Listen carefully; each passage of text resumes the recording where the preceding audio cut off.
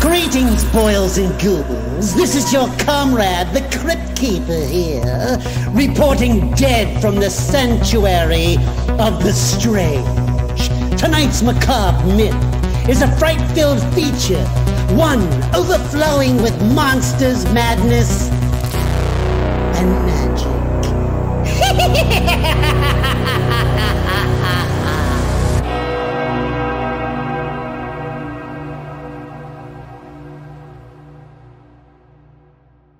Welcome to the Monsters, Madness, and Magic podcast. I'm your host, Justin, joined by my co-host, Daniel. Say hello, Daniel. Hello, Daniel. And Henry. Say hi, Henry. How the hell are ya?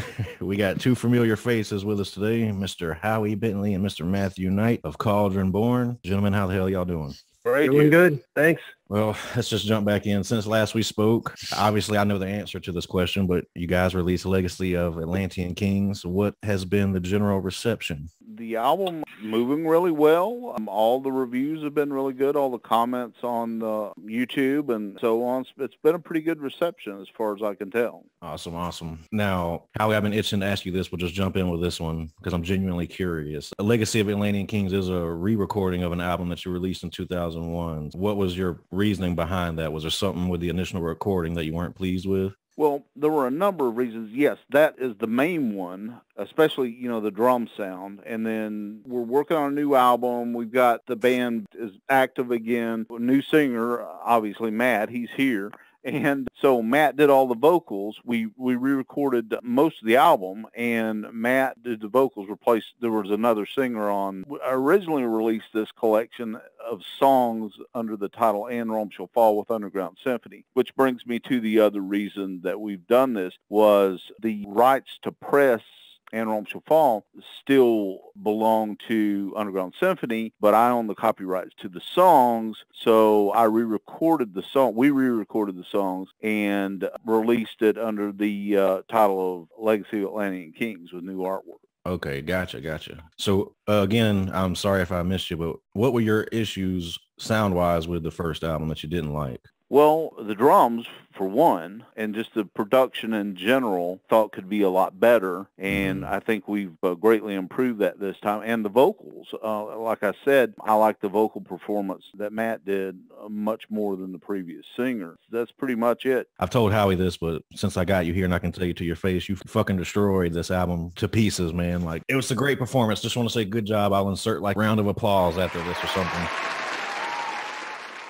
Dude, are you kidding me? That testicle pinching screech right at the beginning. Holy crap, dude. Y'all got it. I'm sold. I haven't even, I recognized the name and I saw the albums releasing this stuff. And I actually had one of them on my wish list on Bandcamp. But I was just sitting here kind of listening to the Legacy of Atlantean Kings while Justin was sitting rattling on about whatever the hell y'all were talking about. But then all of a sudden he's like, what? And I was like, oh, here we go. It felt like is it the Memorex commercial? And we just sit back in the chair. It's like, okay, here we go. Because I was fixing to do something like trying to be pretentious, like, so tell me, what would be your inspiration? So, I really don't need to now. I got it. Please carry on. Cool, man. Thank you very much. It's definitely good to hear that, because so much hard work goes into it. Yeah, it's definitely good to be noticed. Thank you. So I have to say, my favorite song on the whole album has to be Finder of the Black Stone. It is absolute perfection. I listened to that song. Justin the other day was like, hey, man, have you listened to it? And I cut him off. And I said, this is the epitome of the best heavy metal. And I'm going to say heavy metal. Whatever. I don't want to get into the subgenres. But this is perfection. And the vocals and the song building, the melody, it's perfect. And you guys I feel like this is a perfect time. I want to see another album. We have some semi-re-recordings of some things, some original new things. I need a continuation because it hurts my heart because you guys are fantastic. Dude, I love the sound. I'm sorry to jump on you. Go, please. Oh, no, I was just saying, thank you. Yeah, we have, we're working on a new album. I'm running behind. It's mainly me and the fact that I'm going to have to play bass guitar too, and I'm limited to how many hours a day I can play the guitar and bass guitar because I have some problems with inflammation right now. I'm trying to deal with, get that taken care of, but I have to be smart about it and limit myself too. Initially, we were going to have the bass player from Legacy of Atlantean Kings, the original Cauldron bass player, Sean Cassick, but he got really busy with the he's in 2 or 3 different bands and runs a couple businesses, and he just doesn't have time to devote to it right now. So I brought in the bass player from Britain Wright. Then he tells me he just can't be ready in time that I want him to record. So I just decided to play the bass myself. Pretty much all on me. I'm the slow one here, you know, getting it. But once I get this inflammation thing squared away, I should be able to move faster and get it recorded. But initially I'd said by the end of the year, but it looks like it's going to be probably winter of 2022 before we get the album out. And this is probably just pure naivete on my part, but why so long? I mean, is it just, have you done this enough where you realize just the logistics of getting people together, or do you have label bullshit to deal with? No, I'm my own label. Yeah, I got my own bullshit to deal with, mainly the problem. I hear that. No, usually I'm just curious because, like, I do dungeon synth and black metal, and so other than me being a perfectionist, usually it's just like done, and I have an album done in like 2 weeks. It's bam, all right, done, and then we move on to that. I was just curious that, you know, you got a way long window here. I was just kind of curious as to what some of those issues might be. That's all. Yeah, I'm just thinking early next year, which we're coming up on next year as it is. I'm looking at least, since I have to play bass now, and as slow as things have been going because of this inflammation problem I've been dealing with, it's probably going to be realistically this early December before I can record the guitar and bass track, and then we're looking at, you know, another couple months anyway to mix and master. And the other guitarist, I've added another guitarist in the band, which is Alex Parra, who also plays with Paladin and Sadistic Ritual in Atlanta, and he brings his mobile to my house from Atlanta up here up in the mountains in Kentucky, and he records me. And by the time Alex mixes and masters this thing, and then I get it to duplication plant, I'm looking at, you know, 3-4 weeks as a conservative guess with the duplication plant. We're looking at, you know, probably February, March, something like next year to get it done. It's an ultra fast window to release an album, and this kind of stuff we do is, you know, as you guys have heard, loaded with all kinds of really involved music. You know, Howie's arrangements, the guitar things he does, and the music that he writes for everyone else is just really demands like some serious perfection. That just takes some time to execute. My vocals, a lot of times I'll do these layers. I'm like in the studio, you know, like composing these kind of choir bits that I have to sing, and it's like, it's all me, you know, like every single voice that I'm doing, you know, every day I'm sitting there with the keyboard just nailing it out and trying to get it perfect. It's just a time-consuming thing. But we finished the Legacy album in the spring, and now if we're talking about, you know, having this one ready by winter time, I think it's actually pretty quick. We're moving along, and yeah, I agree, Howie. That's about the time frame I would think too. To really rephrase the deal, what I was talking about, dealing with this inflammation in my wrists and forearms, my playing isn't up to my standard. That's really the bottom line. And with the limited hours that I can put into it a day, it's going to take a little while before it's up to my standard to record it. Henry, sorry, Henry, I forgot your name for a second. Henry just mentioned Finder of the Black Stone, which is also my favorite song on the album. Matt, was that song challenging for you because you're just soaring off on that one? Thank you. Yeah, that one was challenging because the arrangement, it's really chest heavy in the chest voice, whereas some of the other ones, like, for example, like By the Sax I Rule, I'm wailing in the head voice, and then, you know, it's shifting a lot into this mixed kind of thing. But yeah, Finder of the Black Stone, there's like this arrangement where it goes from the pre-chorus into like the end of the verse into the pre-chorus, where it shifts like a whole octave. It sounded quite weird to me to move up into the head voice when I did that. Yeah, just belted it in the chest, and it definitely kind of brought a different sound than I usually do. I think in the chorus in Dragon Throne, I did a similar thing, and when I was in the studio doing it, I was like, wow, I don't usually sound like this, you know. it was like a new thing, and that's part of the beauty of doing this and being able to sing music that's written by somebody else, because I've always done my own thing, and I've always sang my own music, and, you know, you start from the very beginning of you know, the initial idea, and you know what you want it to sound like, and you're not being presented with this, okay, here's this piece, do it kind of thing. So yeah, sometimes it's a challenge just being, you know, approached with a piece you got to do, and yeah, you just do what you got to do. But yeah, thanks. I'm really glad you like that one. I do have to say that all the years of listening to Cauldron Born, you know, I've always admired that song, especially the subject matter. You know, Worms of the Earth by Robert E. Howard is, yeah, it's total classic. It's just this dark sword and sorcery masterpiece. You know, I really feel that when I'm singing these songs. I go back and I reread them because I'm singing the songs that are, you know, that they're based on, and I get really into it. So yeah, maybe there was something that came out there, you know, that you guys recognize. Thank you for your compliments there. That's something that we touched on last time you guys were here. I think, Howie, you said that your previous singer was not even aware of who Conan was. So having Matt, who's a nerd like us, it just comes through on the album. You know, he's putting his heart into it because he knows what it's about. Right. He's really steeped in the sword and sorcery like myself. And he's, you know, for years been familiar with all of these classic tales and the whole genre. And so I think he feels it more so than another singer who's not, and none of the other singers were familiar with this stuff in Cauldron Born. And I've gone through a number of singers, and none of them were really into this kind of thing so much. But Matt has, I think there's a presence there in his voice because he connects with this on a deeper level. Mm-hmm. Howie, I'm kind of curious, and this is kind of, I don't mean to put Howie examining Matt by any means, but this is what it is. So Matt had his start. Matt, you were with Eternal Winter, if I remember correctly. Oh yes, I still am. That's okay. my band. That's my thing. You know, I've composed all the music for Eternal Winter. So you've worked on vocals, guitars, keyboard, I'm sure mixing and everything else. So Howie, having that injection, I should say, of Matthew knowing, like, he knows all these different aspects, I'm sure that it had to be somewhat refreshing and at the same time, I don't mean intimidating, but you're having to find that equal mix of, all right, this guy has done all of this before, I've done this before. Where do I find that happy medium?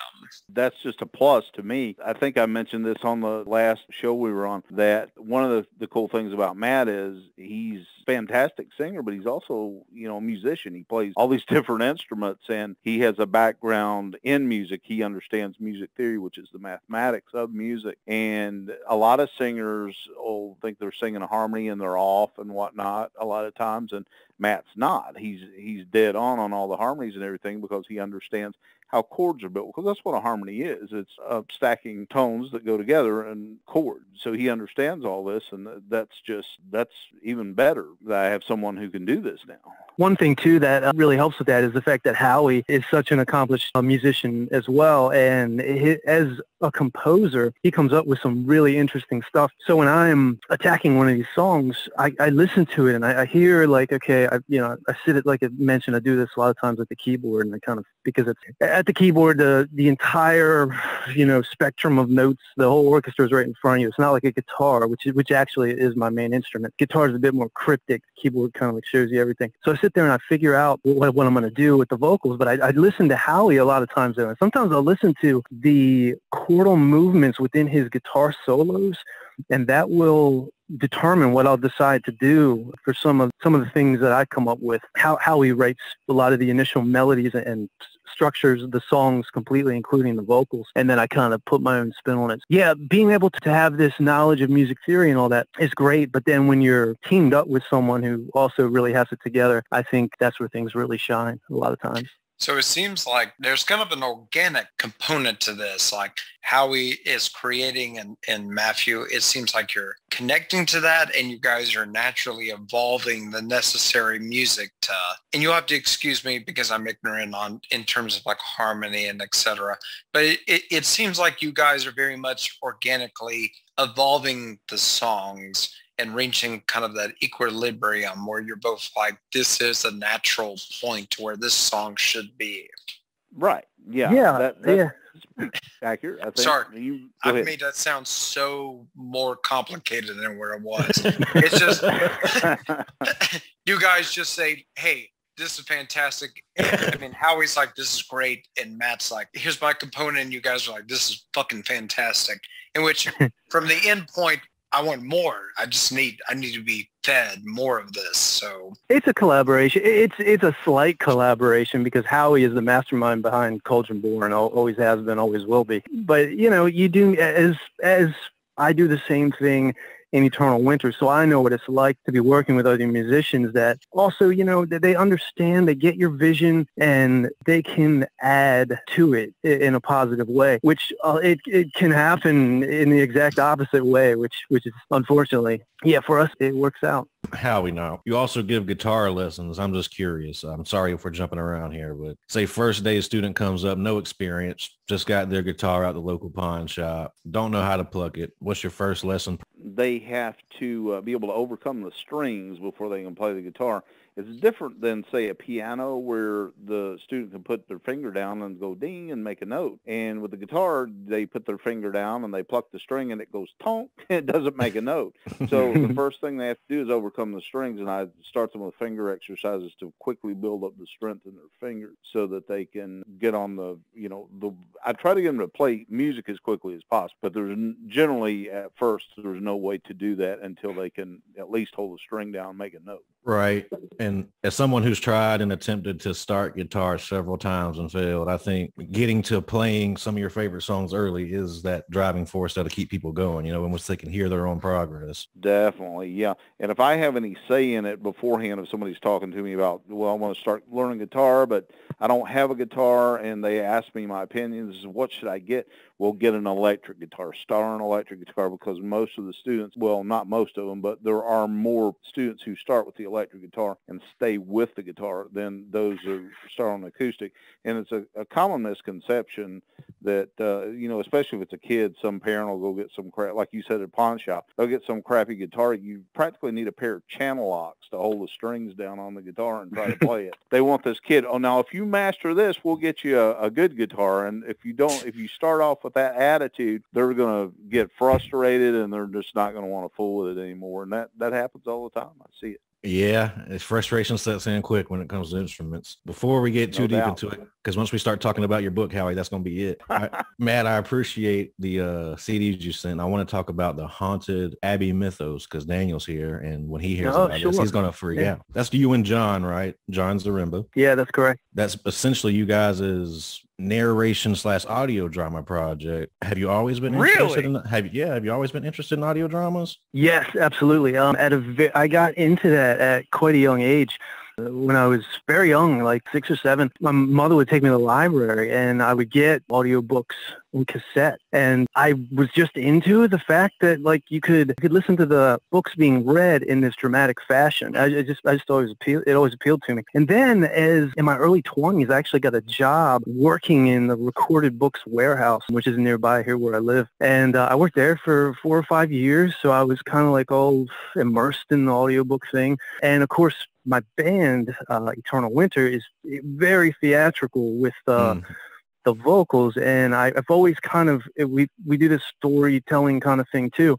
So I've always kind of incorporated these sort of little passages, like just dramatic narrations in the music. Yeah, I always have loved that. I just think it just adds an extra element, the fact somebody orally telling the story rather than just reading it. It's a totally different thing, really. But anyway, I did an audiobook narration of The Beast of Avalon by Clark Ashton Smith. I do it in a kind of a dramatic fashion with a lot of elements of my metal vocal approach kind of in there. And so it doesn't really sound like how I'm talking now to you guys. I did a recording, and when I met John and we became really good friends, I actually appeared on his album. He does this avant-garde electronic. I don't even know how to explain it. It's brilliant. But I appeared on his album, and I did kind of basically that. I was playing the part of a character, and it wasn't. I did do some singing, which is pretty wild. But for the most part, I was playing this character named Oberheim, and it was a really great thing. Well, then we decided that it would be cool to do this project, and I had the narration of me doing Clark Ashton Smith. So I said, man, maybe we can revisit this, and I can add some music, and you can do your thing. And yeah, we did it, and really, really got into it, really loved it. People, I don't know what people really think about it. I think a lot of people don't get it. They don't. But those that do get it, but those that do get it, that's great. We don't really care because we love it. We went on to do a second album called The Mountain of Souls. It was based on a Spanish Gothic tale by Gustavo Adolfo Becquer, I think is how you pronounce his name. But it was the tale that those Blind Dead movies were based on. Absolutely. Yeah, about the undead Templar Knights. And that record is fucking awesome. I love listening to that one. It's actually perfect for this time of year that's coming up. It's a very Halloween kind of Poe-esque thing going on. Yeah, basically the project is me doing my narration thing and John's brilliant horror movie kind of music happening over it. Yeah, that's pretty much the gist of it. That's my wheelhouse. I've been doing stuff like that. That's what I do. I write up because I wanted to do music for movies and stuff to practice scoring because I figured it helps since nobody cared about listening to death metal guitar or anything. So I started learning orchestrations, and then I just started doing my D&D stuff. And so I'm with you whenever just adding the narrations and stuff and script it out like a movie for your mind. I love it. Cool. I'm totally in it. I'm glad I found out about this. I'm wish listing this. Yeah, man. I'd love to hear your stuff, man. That's great. Where can we find this Blind Deaf? Because I probably after this I'm gonna buy it because that's kind of like because I think I don't know if it was, maybe it was a Mondo Macabre. Someone put them out like 10 plus years ago. And I watched them. I used to have the DVD and it's like all but rotted away. Like I can't play it anymore. But those are fantastic films. And they really are. I need this. Are you asking me about the DVD or about our album? Your album. No, I have the DVD. Okay. Yeah, sure. It's the best place to order from is our Bandcamp. We have one. Those were released through my record label, which is Majestic Metal Records. That's what all my Eternal Winter stuff is on as well. Yeah, we have it, and we have it. It's on CD and the downloads and all. So yeah, if you check out, just do a search on Bandcamp for Haunted Abbey Mythos. I'm linking it. Cool. And you can check it out. We also, I have to mention, I'm sorry, since we're talking about this real quick, we did and this is connected to Howie, we did a short, it's only on YouTube. It was like a Halloween thing last year where we did like a bit for Carnal. It's like a Haunted Abbey Mythos Carnal chapter. And that's on the YouTube. I can't give you like a URL offhand or something, but if you search for it, it's on there. And that's really cool as well. It's great because Blind Dead, it's a great series. And there literally could be like a couple of black death / heavy metal albums that could be made about that whole, I think it's a trilogy, right? No, I think there's like 5 of them. It is a very cool theme. Yeah, I didn't know about that, but I know I've seen like this collection. It had like 5 of them. I've only seen the first 2 or 3. But, I've only seen the first 3 too. Yeah. So I think maybe they've made a couple of, it's like, I'm definitely interested. So sorry, I'm being a fanboy, and I'm sorry, Matt, I'll recuse myself for a moment. No, that new one, I mean, it's people shit on it, but I mean, look, it's called Curse of the Blind Dead, and I actually enjoyed it. I thought it was really cool. The worst thing about it is that the cover is misleading because you think it's going to be like this post-apocalyptic Mad Max style thing, and it's not, even though it kind of is. But aside from the typical bait and switch that the cover did, I thought the movie was pretty freaking cool. So I mean, it's worth watching. Killer. Yeah, that's recent. Yeah, I'll check it out for sure. Yeah, I mean, I did a review on it. You did. Yeah, that's what I was thinking of. I did one of those cheeky, snarky, quick reviews because I didn't, without doing any spoilers and stuff. But seriously, read the review, and you should, if you haven't already decided to watch it, read the review, and you probably will. If you're into that sort of thing, seriously, if you like the first 3, watch it. What have you got to lose? You ain't doing anything. He can't say it, Matt, but I've listened to your stuff and Daniel's stuff, and I can tell you that you will love it. I'll link you after this. Daniel makes great. Sounds good, man. Howie. I'll check it out. Thank you. Howie, you're here, right? Sorry. I am. I wanted to ask you before we dive into the book. One of the songs on the new album, Clontarf, it's unlike the other songs. It deals with the actual battle, and it's not influenced by fiction. So is that something we can expect of in the future? You're going to have more songs influenced by historical events? Probably at some point. Right now, the album that we're working on that I told you would be released, we're hoping early next year, deals with mostly stuff from my fiction, or I should say our fiction, because there's a Karnov song on there too. Of course, Matt created the Karnov. He was driving force behind Karnov. He created the Karnov character and a number of the initial characters in the novel. And so we have a song about Karnov on the new album, as well as we have some songs about Argentir, who's a barbarian swordsman who transforms into a werewolf. And there's some Argentir tales, I think 4, in the Snake Man's Bane. Oh, yes, there is. So we're doing that, but at some point, yes, I would say yes, that we, there'll probably be some, because there are some historical figures, some ancient battles that I would like to write some songs about. Gotcha. Now, just diving into the Snake Man's Bane, within a lot of your stories, you incorporate runes, a lot of Norse and Celtic mythology. Mm-hmm. Where would you say that your interest in those areas began? Oh, as far as the mythologies or the runes or what? Yeah, just your interest in Celtic and Norse mythology specifically, because you seem to reference those a lot. Right. When I was in grade school, I checked a book out of the library, the school library, about Norse mythology, and I don't remember the title of it. I've searched for that book for years as an adult, and I've been unable to find it. It was a book on Norse mythology, and there's an old painting in there. I can't remember the artist's name, but it's Siegfried doing battle with the dragon. That picture is what inspired me to grow my hair long, even before I started listening to metal music. The idea was there that, that was the ideal sort of image that this painting portrayed as far as a sword-wielding warrior. So I was impressed with Norse mythology at a very young age. And of course, later on, when I started reading Robert Howard and he made these references to Celtic mythology, I picked up some books on that. So I've been, interested in that since I was, I would say, 9-10 years old, something like that. Now that you can elaborate this on a bit more, we talked about it personally, and it's been driving me nuts, but you said you start out your fiction writing with a summary, not necessarily an outline. But now I've read your fiction, and there's so many hints at a much larger, complex world that it's hard for me to comprehend that you don't have an outline. So do you world build separately and then you just sprinkle things in, or is that all just off the cuff? Some of it's off the cuff. Some of it is I just sort of have it figured out in my head and go from there. The first story in the Snake Man's Bane, the title story, is a story I wrote around the painting, because the painting that's used for the book cover was also used for Cauldron-born EP, Sword and Sorcery Heavy Metal. And it depicts Thorn, the Cauldron-born mascot, who is the rune, the Thorn rune incarnate, the third rune in the Armanan rune row, as a physical being, almost this demonic type warrior. That was also used for the Snake Man's Bane cover, and I wrote the story based on that cover, and then I tied in some elements,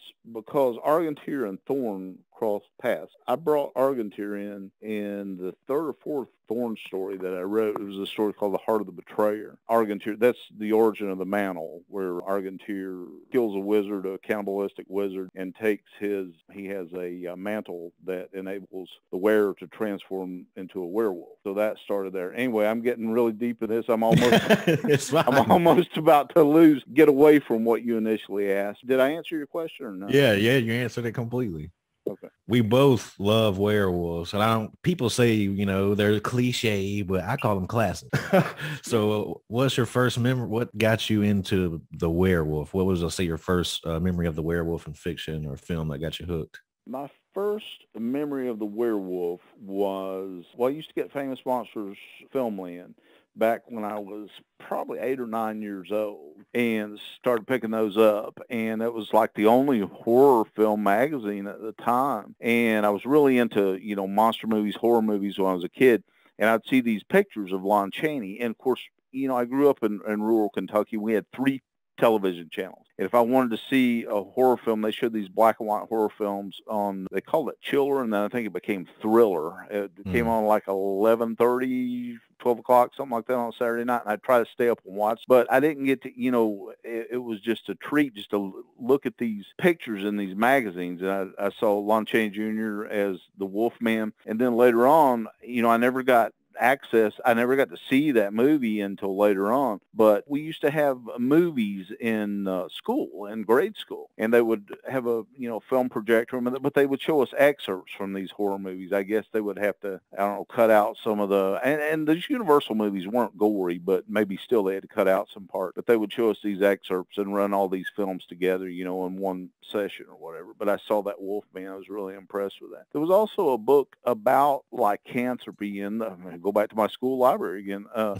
when I was around that age, and I checked that out and read that thing. So I've always had an interest in lycanthropy and the werewolf. Just talking to you personally, you seem to lean a bit more towards Italian filmmaking. You're a big fan of Jean Rollin. What about those films catches your interest? Well, yeah, I'm more into Euro horror type stuff, and I think because these filmmakers, these directors, didn't have the budget that some of these Hollywood guys did, that they leaned more on creativity, and there's some really weird stuff going on in some of these movies. Now, Jean Rollin, particularly, he's a French director. I like Euro horror in general. I like French, Italian, Spanish horror movies. I like Paul Naschy a lot. I think we talked about him before. Oh, yes. Of course, a Spanish actor, director. He directed some of them too. But I like a lot of erotic vampire films. And hell yeah. Jean Rollin specialized in that type of film.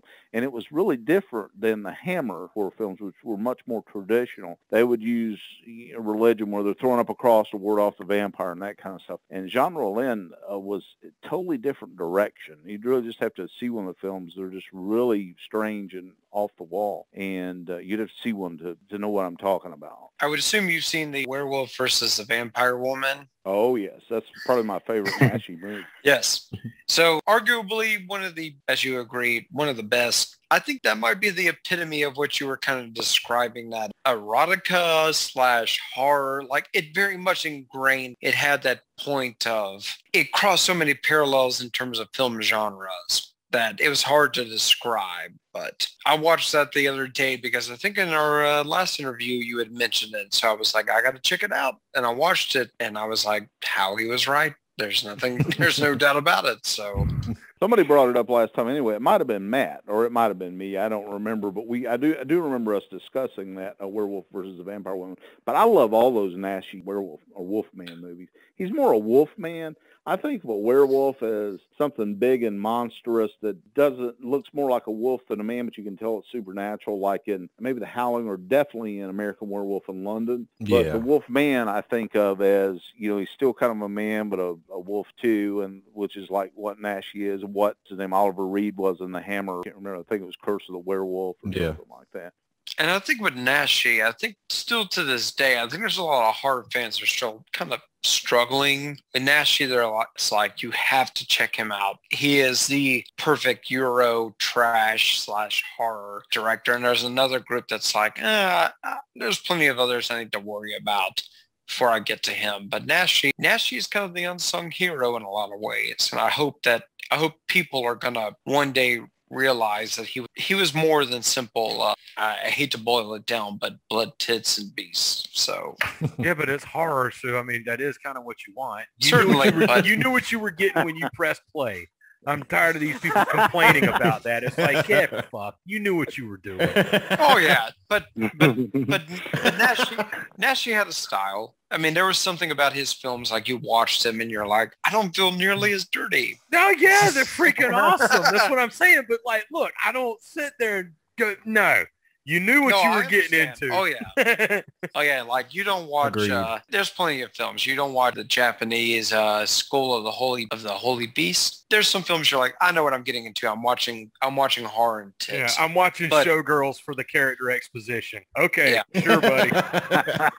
But you get into some films, you're like, man, these guys actually took a little bit of time they knew what they were doing, even if they were kind of exploiting. So, anyways. Touched on an interesting conversation, Howie, the Wolfman versus the werewolf. That's something that's not really discussed a lot, but there is a distinction there. The bestial versus your typical Wolfman. Well, I think some of the werewolf, too, is closer to the lore of the lycanthrope, whereas Lon Chaney Jr.'s portrayal of Wolfman, I think that might be the oldest. There might be a film that was made before that one, but I think they did what they had to do with at the time. Mm-hmm. And that's why it looked that way, but it kind of became a staple in horror films to have a Wolfman like that, as opposed to a, full-blown, what I consider a full-blown werewolf. Right. For my money, the best, coolest werewolf that I have seen on screen has been that TV show Werewolf. There is something about those werewolf designs.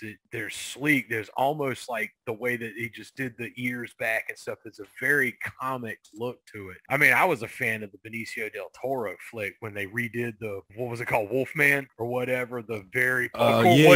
What is it polarizing nowadays? But I actually enjoyed that. But yeah, when you talk about the Wolfman, yeah, you ain't got that. It's like, as far as my favorite screen depiction of a werewolf would have to be from that TV series Werewolf. They just look so freaking cool, practical effects, and still with that analog fuzz, because all you can find now are old VHS rips of it on the Pirate Bay. It's like the only way you can watch it. So that's a whole nother conversation about copyright law and bullshit. But regardless, kids, go out there. I'm not advocating piracy, but go find Werewolf and watch it, because those are some seriously cool effects. I have not seen Werewolf, but I've heard people championing the werewolves themselves, and I'm looking at images, and it's one season, and it's basically the Incredible Hulk, only cooler because it's got werewolves.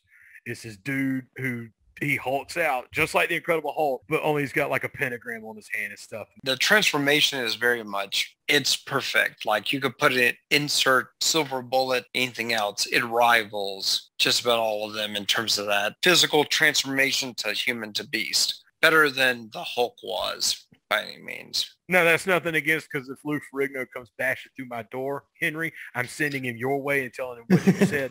Oh, that's fine. Because that body transformation is incredible, impeccable. Pardon the pun. No, I met. Okay, hey Matt, you still there? Sorry. Yeah. Well, earlier we talked about you and John's project. Are you guys working on anything? Any more narrations, possibly? I'd love to. I'm up for that at any time. I've always got a whole lot of different projects happening. Cool. Yeah, I'd love to continue and do more stuff. John's told me he's got a whole lot of material, on the back burner, and I'm up for doing anything. So yeah, I'd love to continue and do more of that for sure. Now, Howie, I told you I just finished the Snake Man's Banes. Are there any more Thorn or Argentier stories out there that are not contained in this book that I could purchase? There are a couple of Thorn stories. When I first started writing, there was a gentleman who was editing a couple of anthologies for Horrified Press, and Matt was in on, I don't know if both of them or maybe one of them as well. They screwed that up, and it was supposed to be I was supposed to be in both of them, but they put my one story in the other one. So the one that's called Barbarian Crowns, I actually have 3 stories in. Yeah. Okay, I got one in each. Yeah, that was the deal. I remember that now, Matt. You were supposed to have stories in Barbarian Crowns as well as Devil's Armory, but they ended up putting them all in Barbarian Crowns, correct? Yeah, that's correct, yeah. Yeah. Okay. Well, the Thorn stories, I have one in Barbarian Crowns. I have one in Devil's Armory. With those, they're early stories. I don't really, if somebody wants to read them, if somebody really likes the Thorn stories a lot, I would recommend them read them, but they definitely aren't the best of my writing. Most of the people who follow my writing or taken up with my writing tend to prefer the Argentier stories. And I am working on an Argentier novel, but since I've gotten back involved with music, it may be some time before I finish that. But no, as far as Thorn stories, there are no other Argentier stories published as of now, other than those in the Snake Man's Bane. And as far as Thorn stories, there's one in the Barbarian Crowns and one in the Devil's Armor. And I think that's all regarding Thorn and Argent. Forgive me because I'm terrible with names. I cannot recall. I should have written it down, the specific story, but it's the Argentier story that involves the giant in the tower when they're basically the tournament, the fake tournament. Mm-hmm. Mm-hmm. That was probably my favorite. Yes. Yeah. A lot of guys like that one. A lot of guys who aren't even, that was initially published in Swords of Steel. DMR Books puts out, or did, 3 volumes of a series called Swords of Steel, and they're sword and sorcery stories by heavy metal musicians. And that was in the 3rd volume. And a lot of metal guys, obviously pick this up because they're fans of the band, but a lot of guys who aren't metal fans really like that story too, the Thin House of Fears get, when you just mentioned. Is there any We more? have a song about that one. We have a song on a new album about that. I just sang it. Wow. Cool. Is there any more backstory with the giant there, or is it just a one-off? That's a one-off. Okay. Unfortunate. Okay. Yeah, and really I was just thinking about this the other day. With the limited time I have for reading, and I've had none for writing lately, but even just to read a little bit, I prefer short stories. That's one of the reasons I love pulp sword and sorcery so much, is I like a story I can read in 1 or 2 sittings, because I might read on 2 adjacent nights, but after that, I might get involved in something else and not even think about going back to the book for a while. So it's just easier for me to be able to read something that I can finish in an evening or 2. God, a man after my own heart. Just like Daniel said, when you got your high and your epic fantasy, I love the stuff, but I'm not going to sit here and read 1,200 pages. And that's kind of what Sword and Sorcery provides. I can sit here and there's a whole bunch of cool world building packed into this little nugget, and I can just sit and stew on it. Yeah, exactly. Some of the best stuff, the stuff that Robert E. Howard wrote, Clark Ashton Smith, Henry Kuttner, all those guys wrote novelettes or novellas. Howard, for instance, only wrote one Conan novel, which was Hour of the Dragon, and there were tons of pastiche, but that was the only one by him. You guys keep referencing the new album. Like, what do you want to drop about it? You got anything that you can tell us? Not ready to reveal the title of the album yet, just that there are 4 Argentier songs that we plan on opening the album with, and there's a Karnov song on there. And, and you mentioned those other Thorn stories. There's one of them in reference to the story in Barbarian Crowns, which is called Mask of the God Hunters, the name of the story, as well as the song. Most of the songs are titled after the stories. Same title. That's about it. And, to describe the style of it, I can't really, give you, as far as a theme to the overall style of the music, I can't really, I'm too close to tell you anything. Matt might be able to better articulate that than me. Yeah, sure.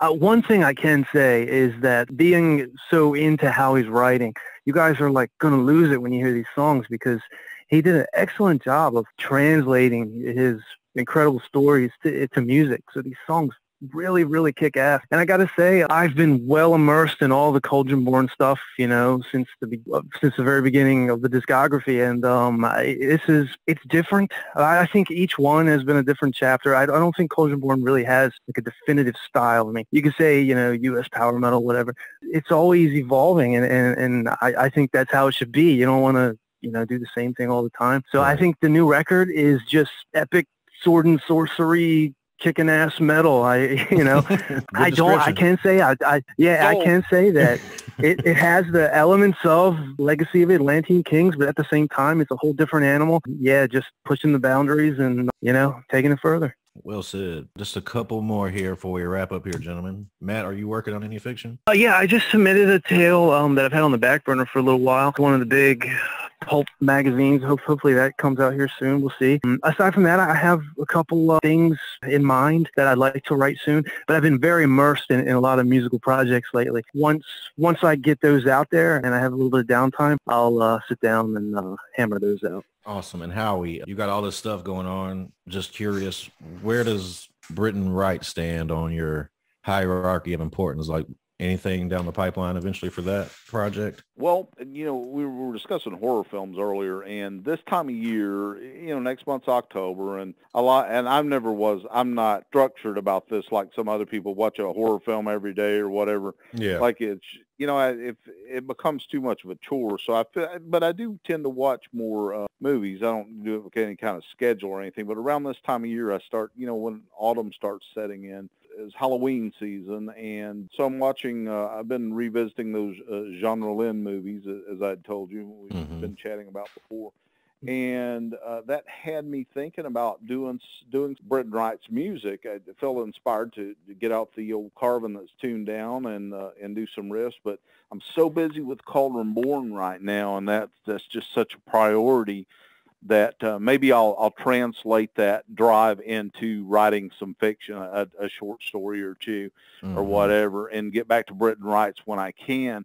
I'd love to do it, but I think Cauldron Born is probably has more of a following, and there are more people wanting that stuff right now, and me wanting, you know, that makes me want to do it because people are interested in it.